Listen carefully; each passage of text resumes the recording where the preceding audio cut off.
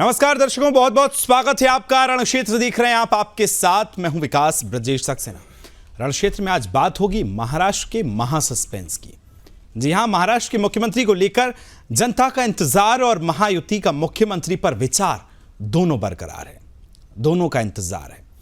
रण क्षेत्र में आज चर्चा करेंगे कि किसको मिलेगी महाराष्ट्र की सत्ता की जिम्मेदारी, आखिर किसकी है इस बार शपथ लेने की बारी।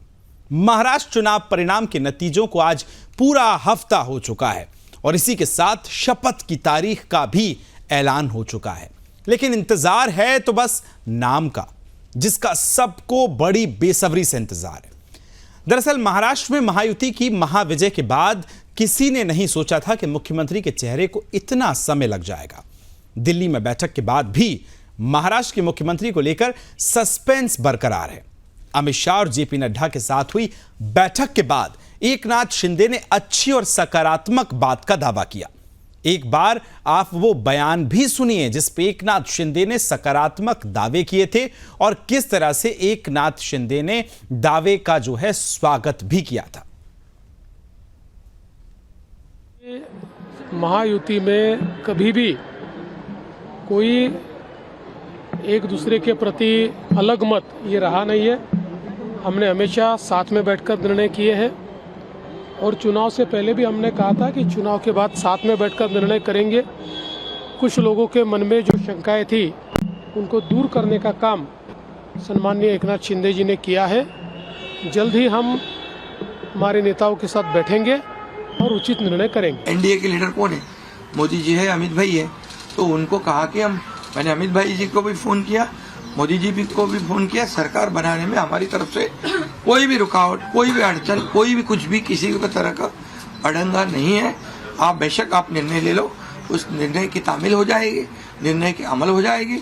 और मैं आज आप सबको कहता हूँ कि भारतीय जनता पार्टी के वरिष्ठ नेता जो निर्णय लेंगे मुख्यमंत्री पद के बारे में, जो उनका कैंडिडेट होगा, उसको हमारा शिवसेना का पूरी तरह समर्थन है, पूरी तरह हमारा पाटिंबा उनको है। ये आपको बताने के लिए मैंने आज सबको बुलाया। तो शिंदे साहब ने तो कंफर्म कर दिया है कि एकदम समर्थन है, लेकिन इसके बाद दिल्ली में तीनों दलों के नेताओं की अमित शाह केंद्रीय गृह मंत्री के साथ बैठक हुई, जिसके बाद शिंदे मुंबई आए। लेकिन शुक्रवार को अचानक दोपहर को वो सतारा स्थित अपने गांव चले गए। लेकिन अब सरकार में मुख्यमंत्री के ऐलान की देरी के सवाल पर भी उन्होंने जवाब दे दिया है। ताजा उनका बयान सामने आया है, वो भी आपको सुनवा देते हैं। सर, अपोजिशन की तरफ से सवाल ये उठ रहे हैं कि तारीख घोषित हो गई है, स्थल घोषित हो गया है, पर सीएम अभी तक घोषित नहीं किया। अरे भैया, उनकी कल मीटिंग है ना विधानमंडल पक्ष की, उनकी मीटिंग है, उसमें तय हो जाएगा। क्यों चिंता करते हो? 5 तारीख तो हुई है, तो आप चिंता मत करो, सब बराबर हो जाएगा। सवाल ये उठ रहे हैं सर, अपोजिशन की तरफ से सवाल ये उठ रहे हैं कि तारीख घोषित हो गई है, स्थल घोषित हो गया है, पर सीएम अभी तक घोषित नहीं किया। अरे भैया, उनकी कल मीटिंग है ना विधानमंडल पक्ष की, उनकी मीटिंग है, उसमें तय हो जाएगा। क्यों चिंता करते हो? 5 तारीख तो हुई है, तो आप चिंता मत करो, सब बराबर हो जाएगा।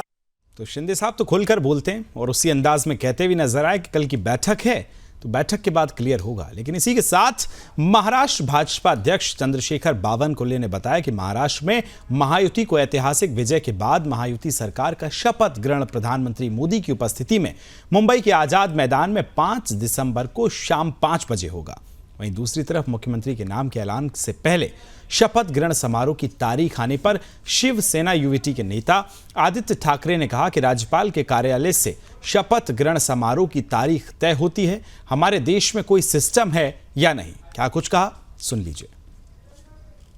गवर्नर के ऑफिस से आती है। कब से हमारा देश ट्विटर पे चलने लगा है, तो जो भी ओथ ले उनको हमारी शुभेच्छा है। लेकिन ये पूरी अनारकी होने लगी। कोई सिस्टम है कि नहीं हमारे देश में? ये किसी ने जाके क्लेम करना पड़ता है, फिर कहना पड़ता है कि हम गवर्नमेंट बनाएंगे, सरकार बनाएंगे, आंकड़े दिखाते हैं और फिर ये सब तय होता है। तो अभी कुछ हुआ है? गवर्नर के ऑफिस से आती है। कब से हमारा देश ट्विटर पे चलने लगा है, तो जो भी ओथ ले उनको हमारी शुभेच्छा है। लेकिन ये पूरी अनारकी होने लगी। कोई सिस्टम है कि नहीं हमारे देश में? ये किसी ने जाके क्लेम करना पड़ता है, फिर कहना पड़ता है कि हम गवर्नमेंट बनाएंगे, सरकार बनाएंगे, आंकड़े दिखाते हैं और फिर ये सब तय होता है। तो अभी कुछ हुआ है? गवर्नर के ऑफिस से आती है। कब से हमारा देश ट्विटर पे चलने लगा है, तो जो भी ओथ ले उनको हमारी शुभेच्छा है। लेकिन ये पूरी अनारकी होने लगी। कोई सिस्टम है कि नहीं? तो आपने बयान सुने, सब कुछ है तैयार, तो फिर किस चीज का है इंतजार? आज महाराष्ट्र से लेकर दिल्ली तक सवाल सिर्फ यही है। लेकिन उससे पहले चर्चा की शुरुआत करें, मेहमानों से आपका परिचय करवाऊं। एक बार स्ट्राइक रेट पर आपको नजर डालना चाहिए। महाविकास अघाड़ी वर्सेस महायुति का जो स्ट्राइक रेट है, जिसमें बीजेपी की हम बात करें और कांग्रेस की बात करें तो 102 प्रत्याशी उतारे थे, 15 जीते हैं, यानी कि सिर्फ 14% यहां पर स्ट्राइक रेट कांग्रेस का रहा। एनसीपी अगर बात की जाए शरद पवार की तो 11% रहा और शिवसेना यूवीटी का 23% रहा। बल्कि अगर हम कंपेयर करें बीजेपी से तो वहां स्ट्राइक रेट बहुत ज्यादा है, चूंकि प्रत्याशी जितने उतारे उनमें से मैक्सिमम प्रत्याशी जीते हैं। इससे स्ट्राइक रेट में भी एक बहुत बड़ा अंतर, बहुत बड़ा फर्क जो है वो साफ तौर पे देखने को मिल रहा है। इससे आप समझ सकते हैं कि कितना ज्यादा डिफरेंस है दोनों ही जगह, चाहे हम बात करें महाविकास अघाड़ी में तीनों ही दलों की। लेकिन महाराष्ट्र में मुख्यमंत्री पर सस्पेंस क्यों है, ये भी आपको हम दिखा रहे हैं। आइए चर्चा की शुरुआत करेंगे। हमारे साथ सभी मेहमान जुड़ गए, परिचय आपका कराता हूं। बीजेपी से हमारे साथ खेमचंद शर्मा जी जुड़ गए, बहुत बहुत स्वागत है खेमचंद जी। कांग्रेस से हमारे साथ अमित शर्मा जुड़ गए, बहुत बहुत स्वागत है। शिवसेना प्रवक्ता हमारे साथ जुड़ेंगे शिंदे गुट से अधिवक्ता सुशील व्यास जी, आपका भी बहुत बहुत स्वागत है। राजनीतिक विश्लेषक हमेशा की तरह मेरे साथ जुड़ गए सुरेंद्र स्वामी जी, बहुत बहुत स्वागत है सुरेंद्र जी आपका। और एनसीपी से मेरे साथ अजीत गुट से प्रशंसनाथ तिवारी जी मुझे ज्वाइन करेंगे, उनसे भी बातचीत करेंगे। चर्चा की शुरुआत तो देश भर की निगाहें मुंबई से दिल्ली तक खेमचंद जी आपके पास ही टिकी हैं। सवाल यह कि सब कुछ तैयार है तो फिर किस चीज का इंतजार है, ये सबसे बड़ा सवाल है। खेमचंद जी जरा बताई दीजिए किस चीज का इंतजार है भाई। नमस्कार, जय श्री राम जी नमस्कार। आवाज क्या है आपको? जी देखिए, इंतजार का फल अच्छा होता है और हमारी डेमोक्रेटिक पार्टी है। डेमोक्रेटिक पार्टी में संवाद होता है, चर्चाएं होती हैं, बातचीत होती है और हम एक ग्रुप के तौर पर, हम भारतीय जनता पार्टी की सिर्फ सरकार नहीं बना रहे, हमारा वहाँ गठबंधन की सरकार है, हमारे साथ वहाँ पे शिवसेना है, हमारे साथ वहाँ पे एनसीपी है और हमारे साथ कुछ और छोटे दल हैं। तो सभी के साथ चर्चा पर चर्चा चल रही है। जितना बड़ा मैंडेट आया उतनी बड़ी रिस्पॉन्सिबिलिटी है, उतनी बड़ी जिम्मेदारी है।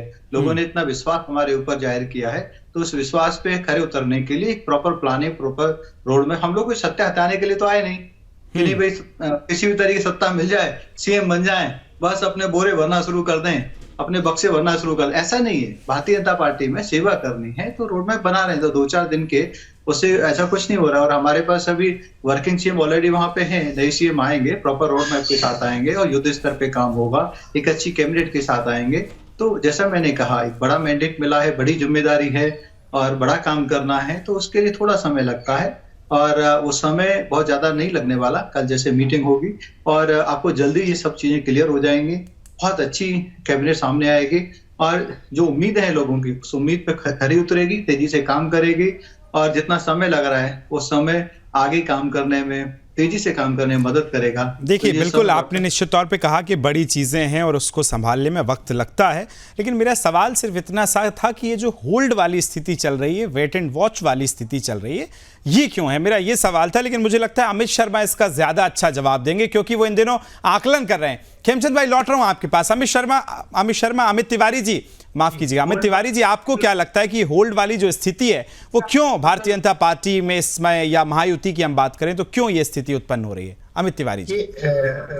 देखिए विकास भाई, सभी दर्शकों को नमस्कार। जी नमस्कार। ये स्थिति बस इसलिए है कि उनको खुद लगता है कि परिणाम अप्रत्याशित हैं, कि कहां से आए, वो जानते हैं कहां से आए, पूरा देश जानता है कैसे वोट की लूट हुई है। खैर, उनको मैंडेट मिला है, ये उनको शुभकामनाएं, और महाराष्ट्र को जल्दी स्थायी सरकार मिले इसके लिए भी सरकार जल्दी प्रयास करना चाहिए। लेकिन दूसरी तरफ ये जो देरी हो रही है बंदर बांट की हो रही है कि बंदर बांट कैसे होगा, किसको कौन सा पद मिलेगा, कौन सा नहीं मिलेगा। हम तो चाहते हैं कि अब इतनी बड़ा मैंडेट भी इनको मिल गया है, इनको आ करके कार्यवाहक मुख्यमंत्री क्यों, एक स्थायी मुख्यमंत्री होना चाहिए और इसके बाद में जो इन्होंने वादा किया है जनता से उसको लागू करना चाहिए। लेकिन हम इस बात को जानते हैं विकास भाई कि भारतीय जनता पार्टी की जहां जहां सरकारें हैं, चाहे उत्तर प्रदेश में हो, चाहे मध्य प्रदेश में हो, चाहे राजस्थान में हो, चाहे छत्तीसगढ़ में हो, इन्होंने 500 रुपए सिलेंडर का वादा किया था। आप पूछो मध्य प्रदेश वालों से क्या 500 रुपए का सिलेंडर मिला क्या, छत्तीसगढ़ वालों से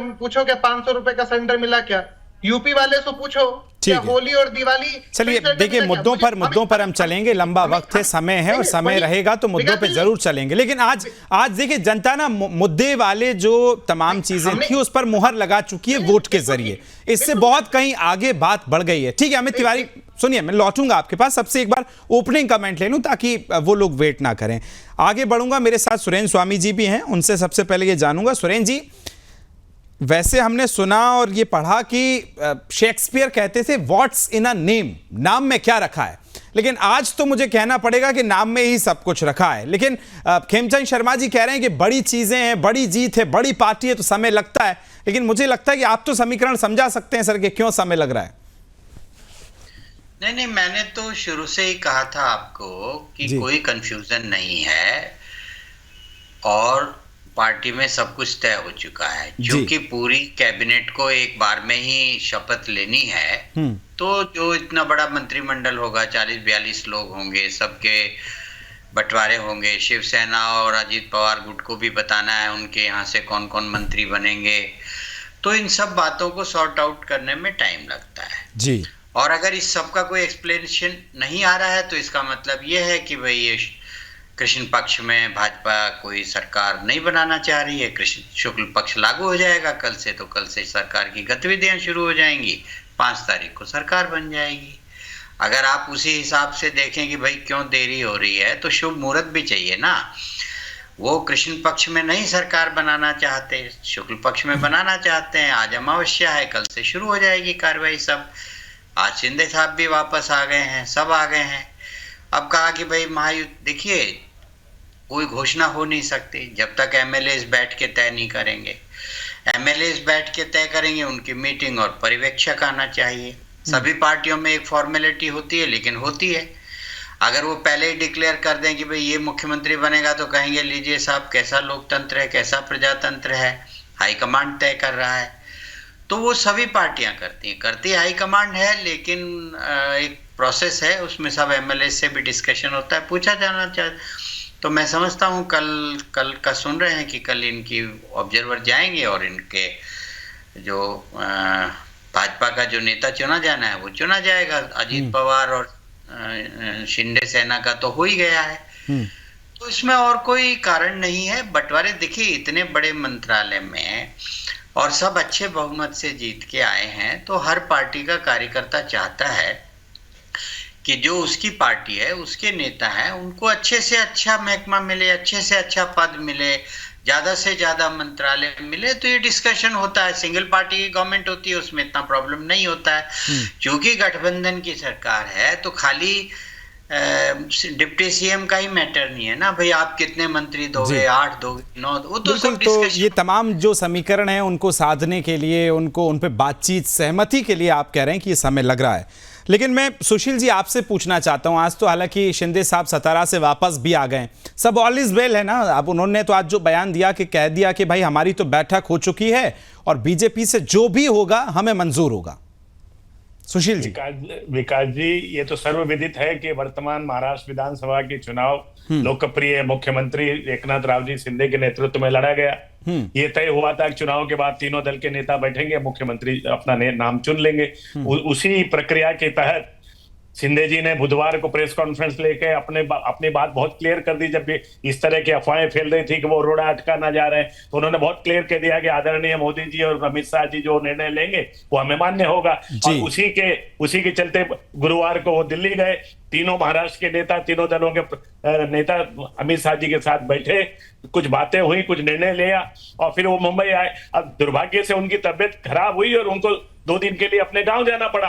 अब आज वो लौट आए हैं वापस, और उन्होंने अभी गांव से निकलते समय एक प्रेस कॉन्फ्रेंस लेके कहा है, मैं अब भी कहता हूं कि बीजेपी का जो भी नेता मुख्यमंत्री चुना जाएगा उसको हमारा पूर्ण समर्थन होगा और हमारी सरकार जो प्रचंड बहुमत से जनता ने आशीर्वाद देके चुनी है वो हम सफलतापूर्ण चलाएंगे, जनता के हित में चलाएंगे। तो कहां विवाद है? थोड़ा समय लग रहा है, ये दुर्भाग्यपूर्ण है, लेकिन वो प्रक्रिया जैसे सुरेंद्र जी बता रहे थे, एक संवैधानिक प्रक्रिया है।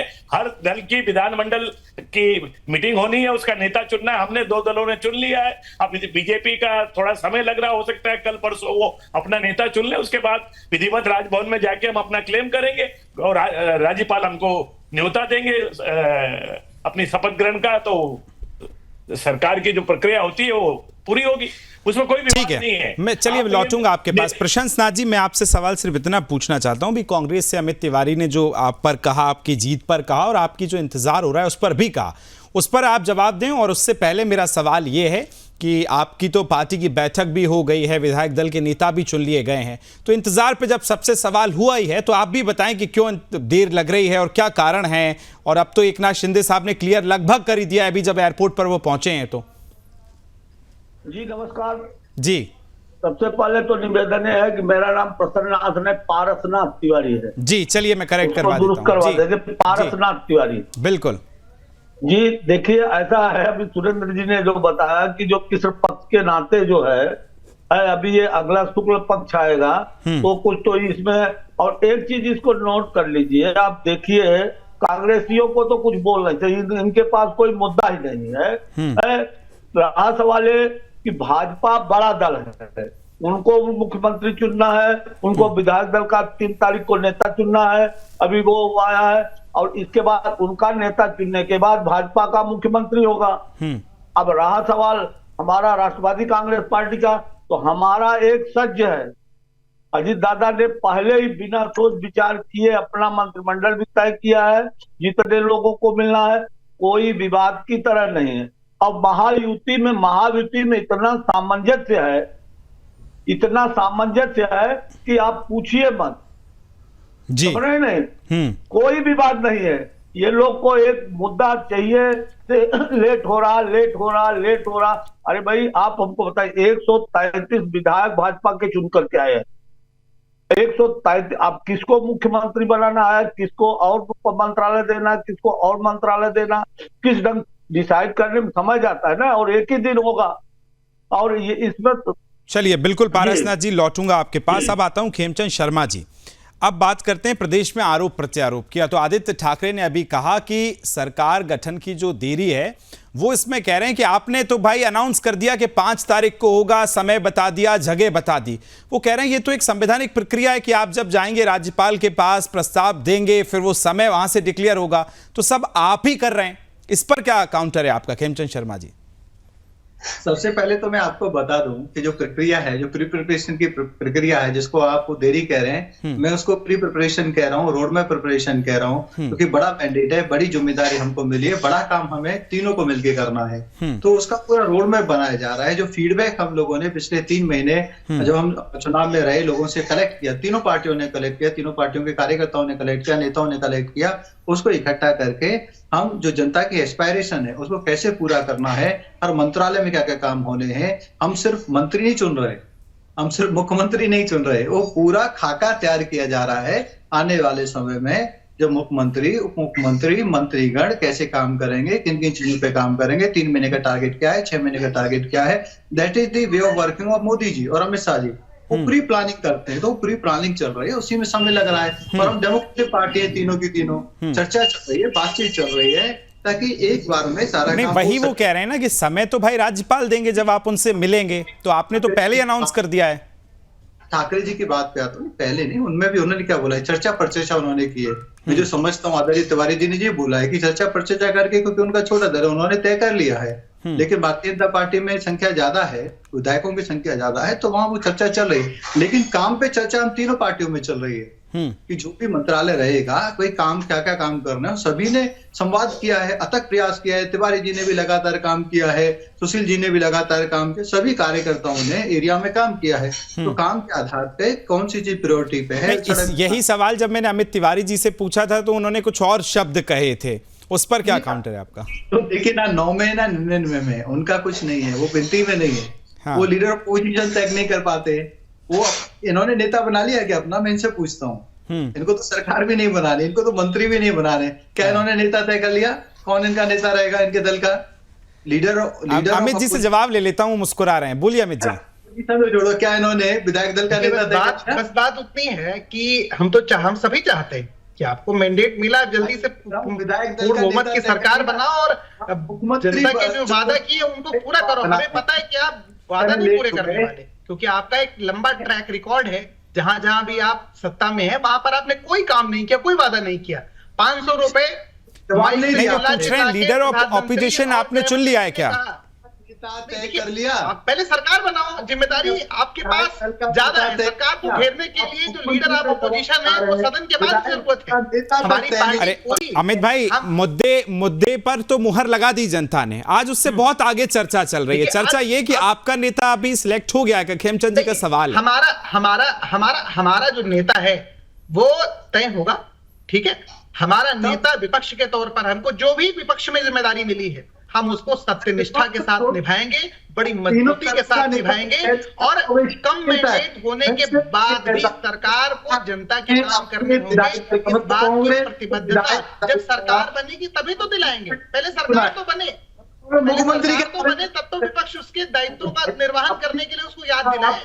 नेता नहीं चुन पा रहे हैं, पहले सरकार तो बने, और आप एक जहां पे इतना बड़ा मैंडेट मिला है, पहले सरकार तो बने, तब तो विपक्ष के नेता और विपक्ष को याद दिलाए। हम इसीलिए चाहते हैं कि जल्दी से सरकार बन जाए, जल्दी से सरकार बन जाए और हम आपको याद दिलाने लगे।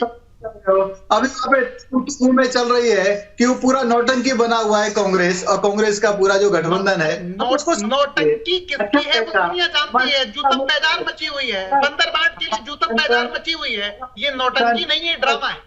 आप अगर नौटंकी कहेंगे तो हम इसे ड्रामा कहेंगे, जूतम पैदार कहेंगे, बंदर बाट कहेंगे। सत्ता की भलाई के लिए जूतम पैदार है, बंदर बाट के लिए नहीं, आज तो बड़ी लाइट चर्चा है। खेमचंद जी, मैं आपके पास लौटूंगा। अमित तिवारी जी, सवाल मेरा आपसे इतना सा है कि आप भी कृष्ण पक्ष का इंतजार कर रहे हैं क्या? कुछ ऐसा ही है? जनता महाराष्ट्र की मिलेगी, और जैसे ही सरकार मिलेगी हमारे नेता चुन जाएंगे। भाई अब पूछेंगे सवाल सरकार से ना, उसको तो जिम्मेदारी याद दिलाएंगे जब वो सरकार तो बनाए। नहीं, मुझे लगता है सुरेंद्र जी इसको ज्यादा बेहतर बताएंगे कि वहां देरी क्यों हो रही है। सुरेंद्र जी, आपको क्या लगता है, क्या यही इंतजार है कि वहां अगर सीएम का हो तो फिर हम भी अपना कर लें? नहीं, ऐसा है ना कि लीडर ऑफ अपोजिशन तो इनके यहाँ कोई होना ही नहीं है, तो चुनेंगे किसको? इनको तो अपनी पार्टी का लेजिस्लेचर का लीडर चुनना है, क्योंकि किसी भी दल को बहुमत मिला ही नहीं है इतना कि वो लीडर ऑफ अपोजिशन चुने। और अगर ये चुनेंगे तो इन्होंने उद्धव ठाकरे जी का नाम घोषित होने नहीं दिया, बेचारे कहते रह गए। लेकिन अब कम से कम सबसे ज्यादा सीटें उन्हीं की आई है, तो मैं समझता हूँ कि Aditya Thackeray leader of opposition बन जाएंगे इनके। उनको ये मान लेंगे सब लोग सर्वसम्मति से। लेकिन मतलब यह है कि उनको मान लेंगे, पर लीडर ऑफ अपोजिशन का कोई जो एक संवैधानिक दर्जा है वो तो उनको मिलेगा नहीं कानूनी। लेकिन चूंकि अब नियम बना दिए हैं कि भाई चलो उनको रिकॉग्नाइज कर लीजिए, क्योंकि एक तो चाहिए ना आदमी जिसको कोऑर्डिनेट करना है। तो अब कांग्रेस की यही समस्या हो रही होगी कि भाई हमने तो उद्धव जी को किया नहीं है, और अब उद्धव जी की पार्टी को सबसे ज्यादा सीट मिली है अपोजिशन में, तो फिर अब तो उनके ही लीडर को बनाना पड़ेगा। तो उनके बेटा ही चुन के आया है, तो और कोई बनेगा नहीं वहां पर। लेकिन मैंने जैसे आपसे कहा ना, बहुत बार ऐसा होता है। देखिए, कृष्ण पक्ष और शुक्ल पक्ष में भी बहुत लोगों की मान्यताएं होती हैं, और गनीमत है कि राहुल गांधी आपका प्रोग्राम देख के पूछ नहीं रहे, नहीं तो अभी जात ढूंढने लग जाते प्रवक्ताओं में। आपने सारे ब्राह्मण लाके बिठा दिए यहाँ पे। जी। तो मेरा मतलब यह है कि शुक्ल पक्ष कल से शुरू हो रहा है, तो उसका इंतजार हो रहा होगा। देखिए, शुभ मुहूर्त है, सब ये लोग पर्चा भरने जाते हैं तो मुहूर्त निकाल के पर्चा भरते हैं। सरकार शपथ लेती है तो मुहूर्त लेके शपथ देती है। और यहाँ पे सब पंडित नेता लोग बैठे हुए हैं, ये सब जानते हैं कि भाई इतना बड़ा काम हो रहा है तो शुक्ल पक्ष में ही ये शुभ काम होने चाहिए, उसी में अपने लीडर को चुनिए, उसी में सरकार बनाइए। तो ये एक मान्यता होती है कि भाई बढ़ते हुए चंद्रमा को ही आपको लेकर के चलना है, घटते हुए पे नहीं जाना है। तो ये शास्त्र संबत आपने एक उदाहरण दिया कि ये एक रीजन हो सकता है। लेकिन अब हम अगर नाम पर ही चर्चा करें, अभी तक जो सस्पेंस चल रहा था भारतीय जनता पार्टी में लेकर, अभी चलते चलते एकनाथ शिंदे साहब ने एक बड़ा हिंट दिया कि देखिए, बीजेपी में से जो भी होगा वो हमें तय होगा और वो हमारी तरफ से एग्री हम उस पर। तो क्या अब इस पर अगर भारतीय जनता पार्टी की तरफ ही हम आगे बढ़े, सुरेंद्र जी, किसको देखते हैं आप, और क्या अभी समीकरण नजर आ रहा है कि बीजेपी के इंटरनल जो पॉलिटिक्स है उसमें क्या चल रहा होगा? देखिए, शिंदे साहब ये नहीं कह सकते कि भाई देवेंद्र फडणवीस बनेंगे, क्योंकि उनका हक नहीं है। ये हक तो बीजेपी का है तय करने का कौन बनेगा। तो चाहे उनको मालूम है फिर भी वो कैसे कहेंगे?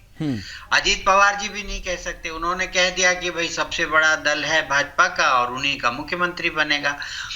तो अच्छा, अमित शाह मोदी भी नहीं कह सकते कि भाई फडणवीस बनेंगे, क्योंकि एक जो प्रोसेस है ना, उस प्रोसेस में सबको जाना पड़ता है। भले ही उन्होंने तय करके नाम सबको बता दिए हों, सबको मालूम होगा, लेकिन वो घोषणा उसकी जब ही होती है जब विधायक दल की इनकी बैठक होगी, उस बैठक में। लेकिन फिर सुरेंद्र स्वामी जी तो बता सकते हैं, क्योंकि वो तो मेरे साथ पूरे सत्ता के महासंग्राम में जुड़े। उनका आकलन क्या कहता है, आपका आकलन क्या कहता है दादा? देखिए, हमने तो आपको इतनी डिबेट्स हुई हैं चुनाव से 10 दिन पहले, जिस दिन अमित शाह जी ने ये कहा था कि चुनाव हम शिंदे साहब के नेतृत्व में लड़ रहे हैं, लेकिन मुख्यमंत्री कौन बनेगा इसका ये तीनों लोग मिलकर के पार्टियां फैसला करेंगी, उसी दिन ये तय हो गया था। उसके 2 कारण थे, मैं आपको फिर बताता हूं जी।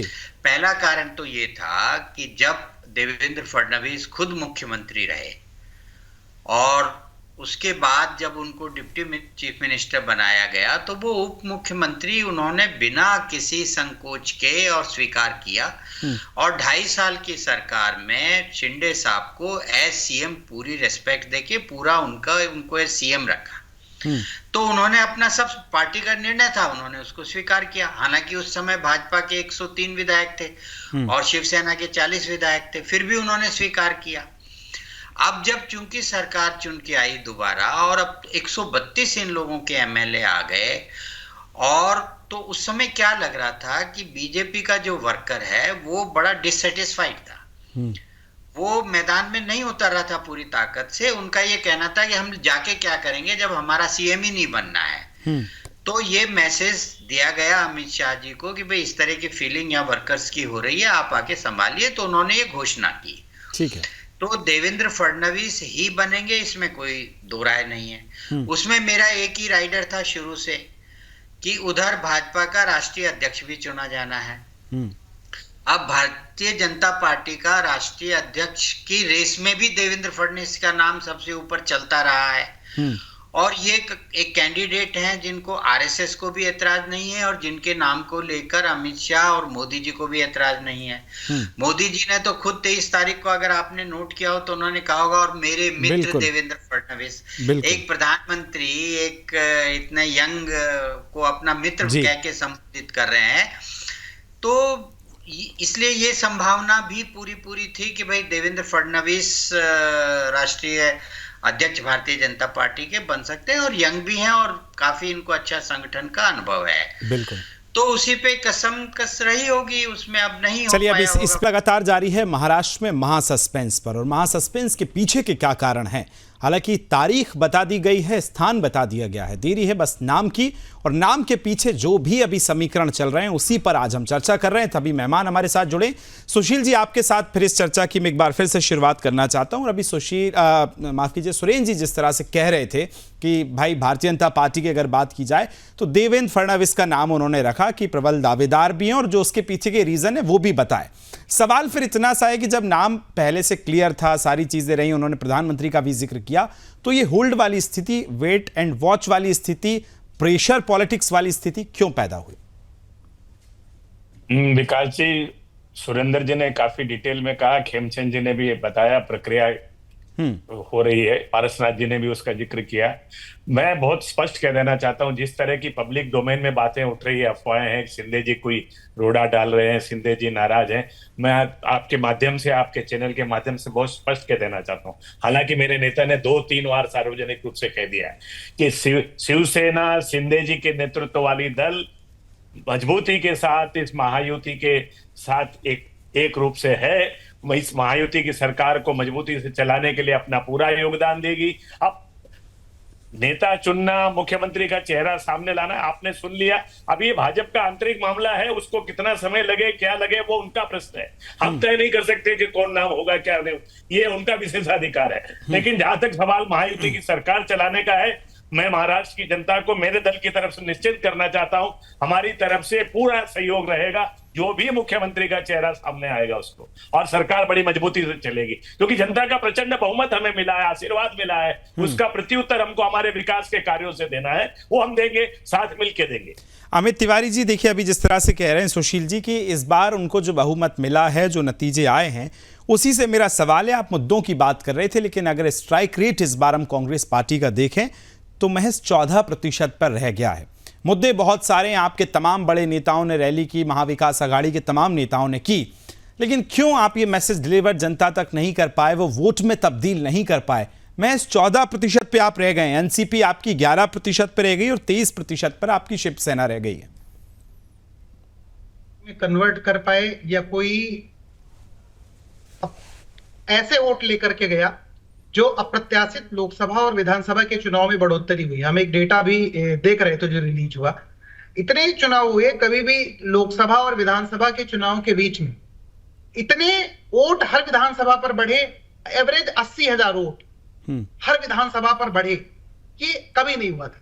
लेकिन ये सब विश्लेषण का विषय है, ये सब हम आगे चल के भी विश्लेषण करते रहेंगे, लेकिन हम चाहते हैं कि महाराष्ट्र को पूर्ण मुख्यमंत्री मिले जल्दी से जल्दी, और महाराष्ट्र की जनता से किए गए जो हर एक वायदा है वो पूरा हो, क्योंकि जो घोषणा पत्र दिया भारतीय जनता पार्टी और महायुवती ने, उसे पूरा किया जाना और उसकी हर योजना का लाभ मिलना महाराष्ट्र को जरूरी है। हम चाहते हैं कि इतने प्रचंड नहीं, मुझे एक चीज बताइए, आप देखिए आपने अपने वक्तव्य की शुरुआत की कि परसेंटेज के साथ कि ये कैसे बढ़े और क्यों हुआ, तो फिर सवाल ये होता है कि आप डिबेट्स में कह के निकल जाते हैं, लेकिन आपकी पार्टी, आपका गठबंधन इसको इतना ही सीरियस ले रहा है, तो आज हफ्ता भर होने को आया है परिणामों के बाद, आपकी पार्टी से कोई नहीं गया इलेक्शन कमीशन? अगर आपको लगता है कि कुछ आंकड़ों में उलटफेर है।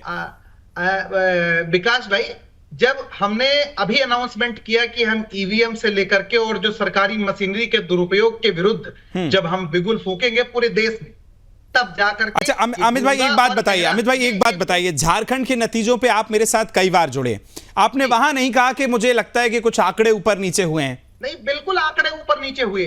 अगर आंकड़े ऊपर नीचे ना हुए तो आप देखिए, इस बात को बड़ी जिम्मेदारी के साथ मैं कहता हूं कि जहां पर भारतीय जनता पार्टी की सरकार रही, वहां पूरी मशीनरी का प्रयोग भारतीय जनता पार्टी ने उस चुनाव में किया।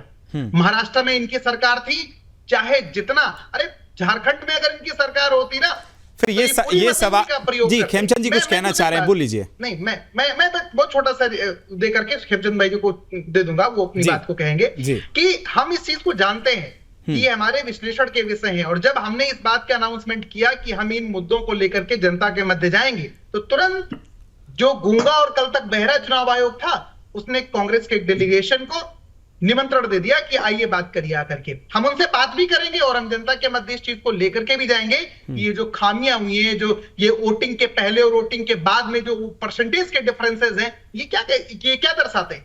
ये यही है कि भारतीय जनता पार्टी ने केंद्र, जिस तरह से आप अपना विपक्ष का नेता चुनने में देरी कर रहे हैं, उसी तरह से आप देरी यहां भी कर रहे हैं, ऐसा ही कुछ है? पारसनाथ तिवारी जी, बहुत जल्दी से आपका, फिर मैं खेमचंद जी की तरफ आगे बढ़ रहा हूं।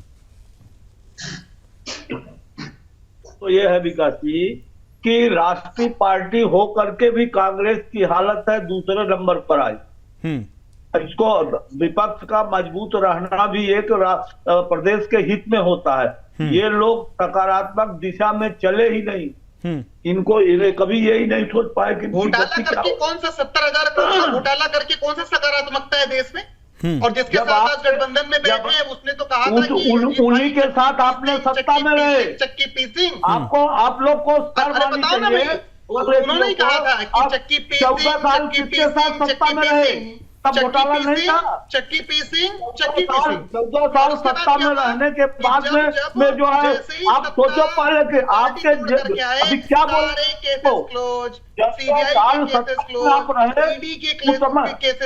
उनकी पत्नी के जो केसेस थे वो क्लोज हो गए। आखिर ये क्या दर्शाता है? यही बात। अमित जी सुनो तो पहले, अमित जी सुनो, कांग्रेस की दुर्गति क्यों हो रही है? इसीलिए हो रही है, कांग्रेस की दुर्गति इसीलिए हो रही है।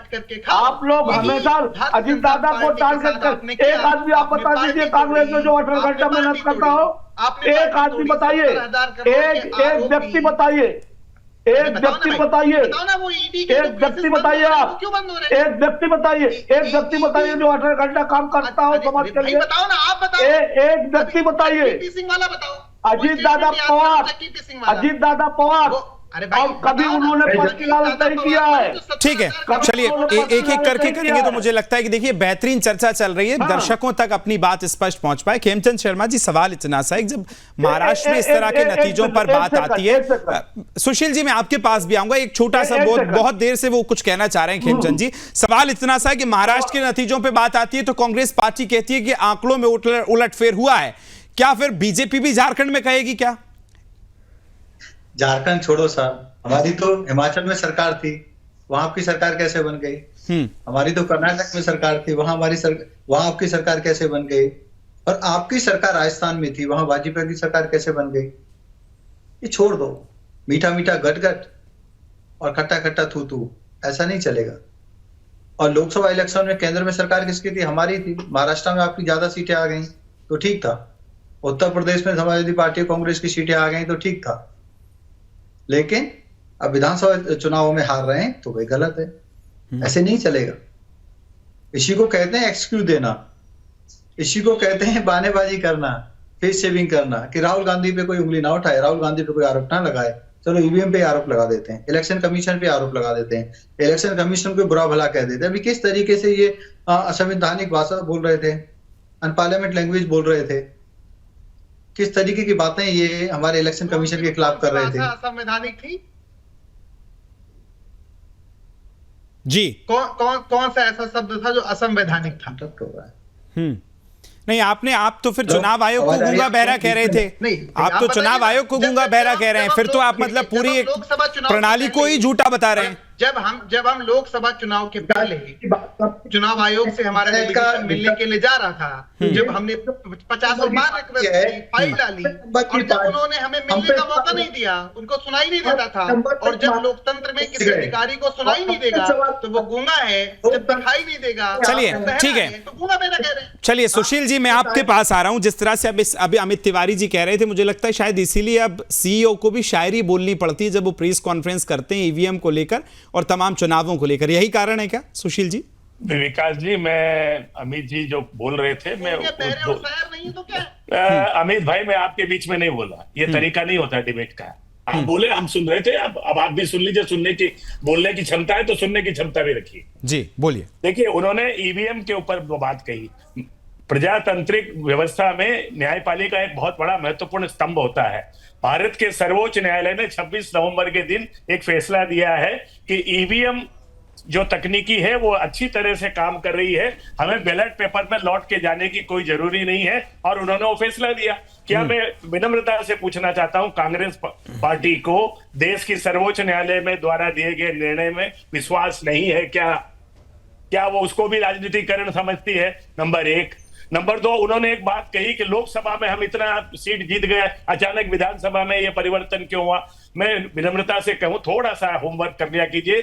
दिल्ली में लगातार 2 बार ऐसा हुआ कि भाजपा 7 लोकसभा की सीटें जीतती है, लेकिन विधानसभा में वही चलिए, इससे बहुत जल्दी से हम आगे बढ़ेंगे। सुरेंद्र शर्मा जी, आपका फाइनल कमेंट इस पूरी ईवीएम वाली चर्चा पर, आरोप प्रत्यारोप के बीच में और सीएम के चेहरे और नाम को लेकर एक फाइनल कमेंट, फिर हम आगे बढ़ेंगे। सुरेंद्र जी बहुत जल्दी से। नहीं, सीएम का तो मैंने आपको कहा, मेरी तरफ से तो देवेंद्र फडणवीस जी का बिल्कुल क्लियर है, इसमें कोई कंफ्यूजन नहीं है। जहां तक ईवीएम की बात है, आप देखिए लोकसभा चुनाव में हमने डिस्कशन में भी कहा था कि कुल 0.4% वोट का डिफरेंस था एनडीए में और महायुति और महाआघाड़ी में जी, इतना ही फर्क था। कुल मिला के पूरे महाराष्ट्र में 2 लाख वोटों का अंतर था। तो ऐसा नहीं था कि कोई क्लीन स्वीप था। Clean sweep number of seats में था, लेकिन वोटर्स में नहीं था। जब विधानसभा का चुनाव आया तो जो मुद्दे इन लोगों ने उस समय उठाए थे और उसके बाद जिस तरह का प्रदर्शन इनकी लीडरशिप का पार्लियामेंट में रहा जी, तो मैं तो ये कहता हूं कि महाराष्ट्र का जो चुनाव है उसका एकदम क्लियर मैसेज है कि प्रेजेंट लीडरशिप जो कांग्रेस की है उसको महाराष्ट्र की जनता ने रिजेक्ट कर दिया है। बिल्कुल, और इसको अब स्वीकारना चाहिए। और अगर आप चुनाव आयोग पर इस तरह से आरोप प्रत्यारोप लगा रहे हैं तो फिर उसमें वो तो न्यायिक जो लगाते प्रक्रिया है उसके तहत जाइए, क्योंकि आप चुनाव आयोग के साथ साथ उन लाखों करोड़ों कर्मचारियों पर आप उन पर उठा रहे हैं और जनाधार जो जनता का है उस पर भी आप सवाल उठाते हैं। आज मुझे समय बाध्य कर रहा है, नहीं सुरेंद्र जी, सुशील जी, खेमचंद शर्मा जी, पारसनाथ जी, अमित जी, ये चर्चा हम यूं ही जारी रखेंगे। बहुत बहुत धन्यवाद आप सभी का मेरे साथ जुड़ने के लिए, चर्चा में आज हिस्सा लेने के लिए। लेकिन सवाल यही है कि महाराष्ट्र में महासस्पेंस जारी है, जगह तय है, नाम बस नाम का इंतजार है, लेकिन बहुत जल्दी देखना होगा कि क्या कुछ होता है। फिलहाल रणक्षेत्र में आज के लिए मुझे और मेरी पूरी टीम को दीजिए अनुमति। बहुत बहुत नमस्कार।